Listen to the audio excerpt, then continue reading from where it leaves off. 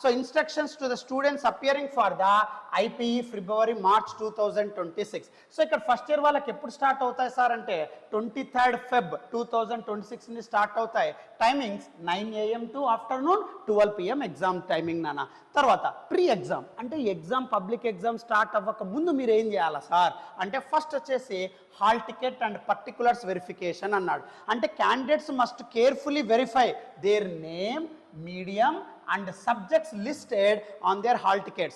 Any discrepancy noticed must be rectified by RIO through principal before the examination day అన్నాడు. నన్న మీకు ఏదైతే college వాళ్ళు మీకు ఏపీ ఇంటర్మీడియట్ ఫస్ట్ ఇయర్ స్టూడెంట్స్కి హాల్ టికెట్ ప్రొవైడ్ చేస్తారో ఆ హాల్ టికెట్లో ఫస్ట్ మీ పర్టికులర్స్ కరెక్ట్గా ఉన్నాయో లేదో చూసుకోండి నాన్న. అంటే మీ నేమ్ కానీ మీడియం కానీ సబ్జెక్ట్స్ కానీ ఆ హాల్ టికెట్లో మెన్షన్ చేసిండే విధంగా మీకు మ్యాచ్ అవుతున్నాయో లేదో చూసుకోండి. మీకు మ్యాచ్ కాకపోతే ప్రిన్సిపల్ సార్ ద్వారా మీరు ఆర్ఐఓకి మీరు ఫార్వర్డ్ చేయాల్సి ఉంటుంది. ఇది ఫస్ట్. సెకండ్ వచ్చేసి రిక్వైర్డ్ ఎంట్రీ డాక్యుమెంట్ అంటున్నాడు. అంటే మీరు పబ్లిక్ ఎగ్జామ్కి ఎంటర్ అవ్వగానే ఏం డాక్యుమెంట్ ఉండాలి సార్ అంటే ఏ డాక్యుమెంట్ మీరు క్యారీ చేయాల్సిన అవసరం లేదు, ఓన్లీ యువర్ హాల్ టికెట్. మీకు గవర్నమెంట్ వాళ్ళు ఏపీ ఇంటర్మీడియట్ బోర్డు వాళ్ళు ఏదైతే మీకు హాల్ టికెట్ ఇష్యూ చేశారో ఆ హాల్ టికెట్ మాత్రమే మీకు ఎగ్జామ్కి పర్మిట్ చేస్తారు నాన్న. సో ఇక్కడ చూడన్న permitted only with a hall ticket issued by the board of intermediate education అన్నాడు నాన్న. సో ప్రిన్సిపల్స్ కూడా ఎటువంటి లెటర్స్ రాసి అంటే నథింగ్ బట్ ఎటువంటి డిక్లరేషన్ పంపిస్తే మీకు ఎగ్జామ్ సెంటర్లో అలో చేయరు. కంప్లీట్గా బిఐఈ వాళ్ళు ఏదైతే హాల్ టికెట్ ఇష్యూ చేశారో ఆ హాల్ టికెట్ ఉన్నప్పుడు మాత్రమే మీకు ఎగ్జామ్ హాల్లో పర్మిట్ చేస్తారు. తర్వాత మీకు ఏదన్నా ఎగ్జామ్ ఫీమెంట్ పే చేసినా అంటే nothing but payment of the examination fee చేసి అంటే ఎగ్జామినేషన్ ఫీ కట్టినా కానీ మీకు ఎటువంటి మీ పేరు మీకు ఇంకా మెన్షన్ కాలేదనుకోండి అంటే మిస్సింగ్ నేమ్ ప్రొసీజర్ అంటాం. So candidates name is missing even after the payment of examination fee. So ప్రిన్సిపల్కి రిపోర్ట్ చేయండి అంటున్నాడు. తర్వాత రిపోర్టింగ్ అండ్ ఎంట్రీ టైం గురించి మాట్లాడాడు నాన్న. రిపోర్టింగ్ అండ్ ఎంట్రీ టైం ఏమి ఇచ్చాడు? So candidate shall be permitted to enter the exam centre 30 minutes before the commencement అన్నాడు. అంటే మీరు ఎగ్జామ్ స్టార్ట్ అయ్యే 30 minutes ముందే మీ క్యాండిడేట్ అనేవాళ్ళు ఎగ్జామ్ సెంటర్కి అలో అవుతారు. సో 30 minutes ముందే ఎగ్జామ్ సెంటర్లో మీకు అలోయింగ్ ఉంటుంది నాన్న. తర్వాత నెక్స్ట్ వచ్చేసి candidates must occupy their allotted seats in the examination hall 15 minutes before the start of the time అన్నాడు. అంటే ఎగ్జామ్ 9 to 12 కదా నాన్న. సో 9 కంటే నథింగ్ బట్ 8:45 కంతా కూడా క్యాండిడేట్ అనేవాడు ఆ కన్సర్న్డ్ క్లాస్లో మీ రోల్ నెంబర్ మీ హాల్ టికెట్ నెంబర్ బెంచ్లో అలాట్ అయి ఉండాలి అంటున్నాడు. సో 30 minutes ముందే అంటే 8:30 నుండే ఎగ్జామ్ సెంటర్లో మీకు అలోయింగ్ ఉంటుంది నాన్న. బట్ సీట్స్ ఆక్యుపేషన్ మాత్రం 15 minutes బిఫోర్ ఉంటుంది అంటున్నాడు. తర్వాత నెక్స్ట్ ఆన్సర్ బుక్లెట్స్ గురించి ఒక అప్డేట్ ఇచ్చాడు నాన్న ఫస్ట్ ఇయర్ వాళ్ళకు. ఏంటి sir answer booklet update? So first year సబ్జెక్ట్స్కి అన్నిటికీ నాన్న మ్యాథ్స్, ఫిజిక్స్, కెమిస్ట్రీ సో వీటికన్నిటికీ కూడా బుక్లెట్ ఎంత ఉంటుంది సార్ అంటే 32 pages ఇచ్చాడు నాన్న. సో ఇక్కడ ఆల్రెడీ గుర్తుపెట్టుకున్నా no additional answer sheets will be supplied అన్నాడమ్మా. At the same time 9 AM తర్వాత ఎటువంటి ఎంట్రీ ఉండదు అన్నాడమ్మా. సో 9 AM తర్వాత ఎటువంటి ఎంట్రీ ఉండదు. సో నువ్వు ½ an hour ముందే ఎగ్జామ్ సెంటర్ చేరుకోవాల్సి ఉంటుంది. 15 minutes ముందే మీరు ఎగ్జామ్ హాల్లో అలోయింగ్ ఉంటుంది.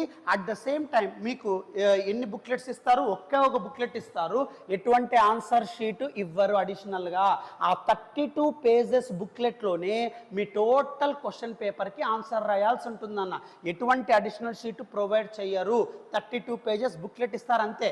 దాన్ని దాటిన తర్వాత మీకు ఎటువంటి అడిషనల్ షీట్ ప్రొవైడ్ చేయరు నాన్న. ఆ 32 pages కూడా బోత్ సైడ్స్ కలిపితే ఒక పేజ్ రైట్. మీరు ఏదో ఒక్కొక్క పేజ్ ఒక్కొక్క సైడ్ కాదు ఇక్కడ అడిగిండే 32 pages అన్నాడు బోత్ సైడ్స్ రైట్. అది కూడా రూల్డే ఇస్తాడు నాన్న.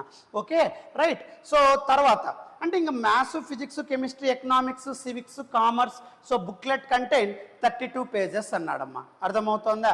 సో ఇది గుర్తుపెట్టుకోండి. తర్వాత for other first year subjects all second year subjects and all vocational courses in both first year and second year the booklet contains 24 pages అన్నాడు. ఈ పాయింట్ ఒక్కసారి చూడన్న. మామూలుగా మ్యాథ్స్కి, ఫిజిక్స్కి, కెమిస్ట్రీకి, economics, civics, commerce, history booklet contains 32 pages. ఈ సబ్జెక్ట్స్కి మాత్రమే 32 pages బుక్లెట్ ఇస్తారంట. ఎటువంటి అడిషనల్ షీట్స్ ఇవ్వరంట. తర్వాత ఏమన్నా చూడు for other first year subjects అంటే ఈ గ్రూప్స్ కాకుండా మీరు వేరే సబ్జెక్ట్స్ రాస్తే సాంస్క్రిట్, తెలుగు, హిందీ, ఉర్దూ అలాంటివి రాస్తే, లేదా బయాలజీ ఈ సబ్జెక్ట్స్ కాకుండా నాన్న maths, physics, chemistry, economics, civics, commerce, history కాకుండా ఫస్ట్ ఇయర్ వాళ్ళకు అట్ ద సేమ్ టైం ఇప్పుడు సెకండ్ ఇయర్ వాళ్ళకు బుక్లెట్ పేజెస్ ఎన్ని ఉంటాయి? ఓన్లీ 24 ఉంటాయి. ఫస్ట్ ఇయర్ వాళ్ళకు ఈ లాంగ్వేజెస్ ఈ గ్రూప్ సబ్జెక్ట్స్కి మాత్రమే మీకు బుక్లెట్ పేజెస్ అన్ని 32 ఇస్తారు. ఈ సబ్జెక్ట్స్ కాకపోతే గుర్తుపెట్టుకోనన్న, ఈ సబ్జెక్ట్స్ కాకుండా మ్యాథ్స్, ఫిజిక్స్, కెమిస్ట్రీకి మాత్రమే 32 పేజెస్ ఇస్తారు. ఈ 3 సబ్జెక్టులు కాకుండా బయాలజీ కానివ్వండి, లాంగ్వేజెస్ కానివ్వండి, లేదా సెకండరీ స్టూడెంట్స్కి కానివ్వండి బుక్లెట్ పేజ్ ఎంత ఉంటుందమ్మా? 24 పేజెస్ మాత్రమే బుక్లెట్ ఇస్తారు నాన్న. No additional sheet will be given, right? Remember. Next point వచ్చేసి లేటెస్ట్ అప్డేట్లో నెక్స్ట్ ఇంటర్మీడియట్ బోర్డు వాళ్ళు ఏమి ఇచ్చారంటే ఇన్స్పెక్షన్ అన్నాడమ్మా. అంటే candidate should keep their hall tickets ready for inspection by the chief superintendent or department officer at the exam centre or any authorised officers అన్నాడు. So మీరు exam రాసేటప్పుడు ఏ ఆఫీసర్ అయినా, ఏ చీఫ్ సూపరింటెండెంట్ అయినా వచ్చి హాల్ టికెట్ని చెక్ చేయొచ్చు, వెరిఫై చేయొచ్చు. కాబట్టి కంపల్సరీగా ఇన్స్పెక్షన్ అయితే ఉంటుంది. తర్వాత next there is ample of time for first year and secondary students as per IPE అన్నాను నాన్న. అంటే ఫస్ట్ ఇయర్ సెకండరీ స్టూడెంట్స్కి ఎక్కువ టైం ఇచ్చాము యాజ్ ఎ ఇంటర్మీడియట్ బోర్డుగా. సో మీకు ఎప్పుడు కూడా కంబైన్డ్ ఎగ్జామ్స్ పెట్టలేదు. సో టైం టేబుల్ కూడా ఎలా ప్రిపేర్ చేసాము అంటే 2 సబ్జెక్ట్స్ ఒకే రోజు ఫామ్ కాకోకుండా చూసుకున్నాం. కాబట్టి ఎక్కువ టైం ఉంటుంది ఎగ్జామ్ టు ఎగ్జామ్ అని వాళ్ళు మెన్షన్ చేస్తున్నారు నాన్న.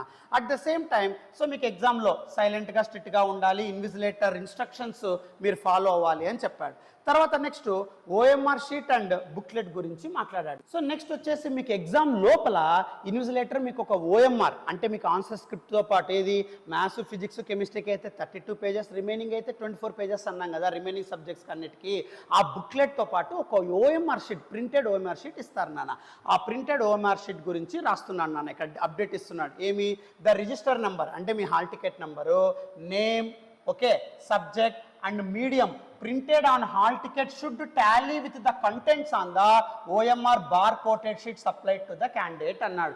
అంటే మీ హాల్ టికెట్లో ఏదైతే మీ పేరు, hall ticket number, subjects, medium print అయింటాయో ఆ ఇన్విజిలేటర్ ఇచ్చే ఆ బార్ కోడెడ్ ఓఎంఆర్ షీట్లో కూడా అవే డీటెయిల్స్ ఫర్నిష్ అయినాయా లేవా, అవే డీటెయిల్స్ ఉన్నాయా లేదా అని ఫస్ట్ వెరిఫై చేసుకోండి, చెక్ చేసుకోండి అని అంటున్నాడు.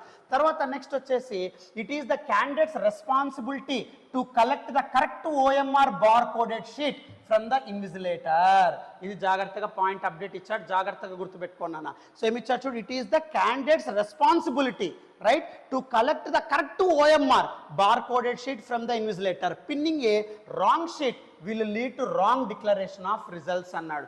నన్న ఇక్కడ ఇన్విజిలేటర్ ఏదైతే మీకు బార్ కోడెడ్ ఓఎంఆర్ షీట్ ఇస్తాడో ఆ షీట్లో మీ హాల్ టికెట్ డీటెయిల్స్ మ్యాచ్ అయినాయా లేదా చూసుకోండి, రైట్? అంతకుముందే హాల్ టికెట్లో మీ డీటెయిల్స్ వెరిఫై చేసుకుంటారు కదా, ఆ హాల్ టికెట్ ఈ printed OMR bar coded sheet రెండు డీటెయిల్స్ మ్యాచ్ అయినాయా లేదా. అక్కడ మ్యాచ్ కాకుండా నువ్వు ఆ ఇన్ పర్టికులర్స్ ఏదైతే రాంగ్ పర్టికులర్స్తో నువ్వు అలాగే పిన్ చేస్తావో సో మాకు ఎటువంటి రెస్పాన్సిబిలిటీ లేదు, అది రాంగ్ డిక్లరేషన్ ఆఫ్ రిజల్ట్స్ వచ్చే స్కోప్ ఉంది అంటున్నారు నాన్న. తర్వాత నెక్స్ట్ అప్డేట్ ఏమి ఇచ్చారు ఇంటర్మీడియట్ బోర్డు వాళ్ళు ఫస్ట్ ఇయర్ స్టూడెంట్స్కి అంటే so candidates are advised to check all the particulars, name, register number, subject or paper printed on OMR barcoded sheet before affixing their signature. So నువ్వు ఆ barcode sheet మీద OMR sheet మీద నువ్వు signature చేయక ముందే నువ్వు ఒకసారి రీవెరిఫై చేసుకో. To check all the particulars, name, register number, subject printed on OMR sheet. తర్వాత నెక్స్ట్ పాయింట్ ఇచ్చాడమ్మా. The OMR bar coded sheet must stapled to the answer booklet before commencement of the examination and pins must be covered with the sticker supplied అన్నాడు. నాన్న ఈ OMR షీట్ని అంటే నువ్వు మొత్తం ఈ మీ hall టికెట్తో ఈ printed OMR bar coded OMR షీట్తో రెండు మ్యాచ్ చేసుకున్న తర్వాత ఆ ఓఎంఆర్ షీట్ని అర్థమవుతుందా ఆ ఆన్సర్ బుక్లెట్ పైన ప్లేస్ చేసి స్టేపుల్ చేస్తారు. ఆ స్టేపుల్ కనబడుకోకుండా, ఆ పిన్స్ కనబడుకోకుండా ఏపీ ఇంటర్మీడియట్ బోర్డు వాళ్ళు కొన్ని స్టిక్కర్స్ పంపిస్తారు. ఆ స్టిక్కర్ అంతా ఇన్విజిలేటర్ చేస్తారు. నో నీడ్ టు మీరు మళ్ళీ చేయాల్సిన అవసరమే ఉండదు నాన్న. సో బట్ ఆ ఇన్విజిలేషన్లోకి ఎంటర్ అయిన వెంటనే అంటే ఇన్విజిలేషన్ పర్సన్ ఎవరైతే ఉంటారో ఆ సార్ మీకు ఇచ్చిన వెంటనే మీరు ఫస్ట్ వెరిఫై చేసుకోండి. ఏది OMR printed OMR bar coded sheet, మీ హాల్ టికెట్, మీ డీటెయిల్స్ పర్టికులర్గా ఉన్నాయా లేదా, రాంగ్గా ఉంటే ఫస్ట్ ఇన్విజిలేటర్కి నోటీస్ ఇవ్వండి. తర్వాత అదంతా పర్టికులర్ కరెక్ట్గా ఉన్నాయి సార్ నా పర్టికులర్స్ అన్నప్పుడు సో వాళ్ళ ఆన్సర్ బుక్లెట్కి ఆ ప్రింటెడ్ ఓఎంఆర్ షీట్ని పిన్ చేస్తారు నాన్న, రైట్? సో ఆ బుక్లెట్ పైన ఓఎంఆర్ షీట్ పెట్టి పిన్ చేస్తారు, అర్థమవుతుందా? సో నువ్వు సిగ్నేచర్ చేసేటప్పుడు అన్ని పర్టికులర్స్ వెరిఫై చేసి సిగ్నేచర్ చేసిన తర్వాత వాళ్ళు పిన్ చేసి ఆ పిన్స్ కనబడుకోకుండా స్టిక్కరింగ్ చేస్తారు అంటున్నాడు. ఆ స్టిక్కర్స్, ఆ పిన్ చేయడము, ఆ స్టిక్కర్స్ వేయడం అదంతా ఇన్విజిలేటర్స్ చేస్తారు నాన్న, రైట్? తర్వాత next, so candidates must right the serial number of answer booklet in the space provided on part 1 part 2 of the OMR bar coded sheet అన్నాడు. సో అంటే ఇక్కడ క్యాండిడేట్స్ మస్ట్ రైట్ అంటే ఇక్కడ ప్రతి ఒక్క స్టూడెంట్కి ఒక ఆన్సర్ బుక్లెట్ ఇస్తారు కదా, ఆ ఆన్సర్ బుక్లెట్లో ఉండే సీరియల్ నెంబర్ని ఓఎంఆర్ షీట్లో మీరు అప్డేట్ చేయాలి, రాయాలి అని చెప్తున్నాడు, రైట్? తర్వాత the candidate has to hand over the hall ticket to the invigilator or verify in the above particulars. So candidate అనేవాడు లోపలికి ఎంటర్ అయిన వెంటనే ఆ హాల్ టికెట్ ఫస్ట్ వెరిఫై చేసుకున్న వెంటనే ఇవ్వండి అంటున్నాడు. అంటే మళ్ళీ మీకే ఇచ్చేస్తారు, మళ్ళీ వాళ్ళేం తీసుకోరు నాన్న, రైట్? హాల్ టికెట్ మళ్ళీ మీకే ఇచ్చేస్తారు, బట్ ఇన్విజిలేటర్ వెరిఫై చేస్తాడు అని చెప్పడం అంతే. తర్వాత next, tampering with part 3 of OMR bar coded sheet will be treated as malpractice and entire performance of the candidate will be cancelled without any notice అన్నాడు. నాన్న ఆ బార్ కోడెడ్లో పార్ట్ 3 అంటే examiner ఎవరైతే మీరు ఎగ్జామ్ రాసేస్తారు కదా, మీరు ఎగ్జామ్ రాసిన తర్వాత వాళ్ళు మార్క్స్ వేస్తారు, రైట్? ఎవరు కరెక్షన్ చేసేవాళ్ళు, అది పార్ట్ 3 సెక్షన్ నాన్న. దాంట్లో ఎటువంటి ట్యాంపరింగ్ చేసినా అంటే ఎక్కడ ఆ ఓఎంఆర్ షీట్ని మీరు ఎక్కడైనా మిస్ మ్యాచ్ చేసినా, చింపేసినా, లేదా ట్యాంపరింగ్ చేసినా, లేదా అక్కడ ఏమన్నా రుద్దినా, అర్థమవుతుందా, మీ రిజల్ట్స్ అనేవి రిలీజ్ కావు. So cancellation, candidate will be cancelled without any notice అన్నాడు. కాబట్టి ఆ OMR sheet, printed bar coded OMR షీట్ని జాగ్రత్తగా తీసుకోండి, పర్టికులర్స్ వెరిఫై చేసుకోండి, సైన్ చేయండి, మీ ఆన్సర్ బుక్లెట్ యొక్క సీరియల్ నెంబర్ని దాంట్లో మెన్షన్ చేయండి, ఇంకా వేరే డీటెయిల్స్ ఏం రాయద్దు. ఇన్విజిలేటర్ ఏం చెప్తాడో అదే ఫాలో కండి. పార్ట్ 3 అనేది కరెక్షన్ చేసే వాళ్ళ డ్యూటీ నాన్న. వాళ్ళు అక్కడ మార్క్స్ ఎంట్రీకి అక్కడ పార్ట్ 3 మెన్షన్ చేసి ఉంటారు ఆ ఓఎంఆర్ షీట్లో. దాన్ని ఎటువంటి ట్యాంపరింగ్, మాల్ ప్రాక్టీస్, దానిలో రుద్దడం అలాంటివి చేయొద్దండి. ఓఎంఆర్ షీట్ని డిస్టర్బ్ చేయొద్దండి. ఆ ఓఎంఆర్ షీట్ ఒక్కసారి చినిగినా, నలిగినా, లేదా మాల్ ప్రాక్టీస్ చేసినా ఎటువంటి నోటీస్ ఇవ్వకోకుండా మీ ఎగ్జామ్ని క్యాన్సిల్ చేస్తారు అంటున్నాడు. అర్థమవుతుందా? తర్వాత నెక్స్ట్ వచ్చేసి, candidates should sign on the photo attendance sheet at the correct place after verifying their details. So student అనేవాడు ఎవరైతే ఎగ్జామ్ రాస్తూ ఉన్నారో ఫస్ట్ ఇయర్ వాళ్ళు నాన్న, సో వాళ్ళు కంప్లీట్గా ఫోటో అటెండెన్స్ షీట్ ఇన్విజిలేటర్ ఇస్తారు నాన్న, మీ డీటెయిల్స్ కరెక్ట్గా వెరిఫై చేసుకొని నువ్వు సైన్ చేయి అంటున్నాడు. అర్థమవుతుందా? Next update, AP intermediate first year స్టూడెంట్స్కి ఏమి ఇచ్చారు అంటే నాన్న, క్వశ్చన్ పేపర్ హ్యాండిలింగ్ అన్నాడు. So candidates must ensure they receive the correct question paper from the invigilator. So నువ్వు ఏ క్వశ్చన్స్ రాస్తున్నావో ఆ క్వశ్చన్ పేపర్ నీకు కరెక్ట్ వచ్చిందా లేదా అనేది ఫస్ట్ వెరిఫై చేసుకో అంటున్నాడు. తర్వాత correct question paper will not entitle them to any concession and such answer script will not be valued. నువ్వు తెలియకోకుండా రాంగ్ క్వశ్చన్ పేపర్ తీసుకొని నువ్వు రాసినా, అర్థమవుతుందా, నీ పేపర్ కరెక్షన్ చేయరు, మాకు ఎటువంటి సంబంధం లేదు అంటున్నారు.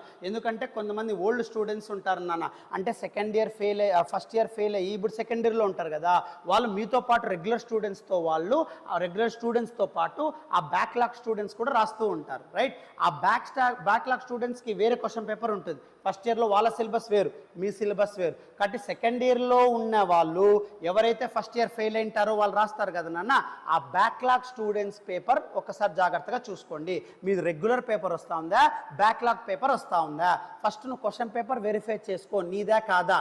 అంటే ఎట్లా చెప్పచ్చు సార్, మనకు 85 మార్క్స్ ఉంటుంది ఫస్ట్ ఇయర్ వాళ్ళకు, బట్ సెకండ్ ఇయర్ ఫెయిల్ అయ్యి ఫస్ట్ ఇయర్ రాస్తూ ఉంటారు, వాళ్ళకి 60 మార్క్స్కే ఉంటుంది.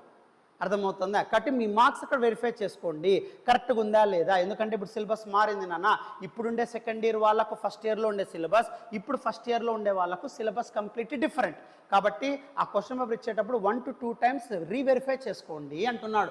అక్కడ నువ్వు రీవెరిఫై చేసుకోకుండా నువ్వు ఆన్సర్స్ రాసేస్తే దానికి మాకు ఎటువంటి సంబంధం లేదు అని అంటున్నాడు. ఆ ఆన్సర్ స్క్రిప్ట్ మేము వాల్యూ చెయ్యము అని అంటున్నారు నాన్న క్లారిటీగా. తర్వాత ఓన్లీ మీ హాల్ టికెట్ నెంబర్ మాత్రమే క్వశ్చన్ పేపర్లో రాయాలి, వేరేది రాయకూడదు అంటున్నాడు. సో ఇవన్నీ కూడా ఇన్స్ట్రక్షన్స్.